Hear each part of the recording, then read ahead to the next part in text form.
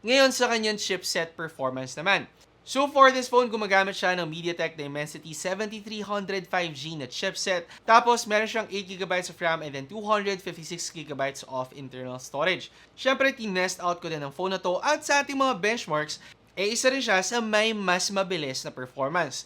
And kung sakaling na-entice ka na ng CMF Phone 1, magkano nga ba ang phone na to?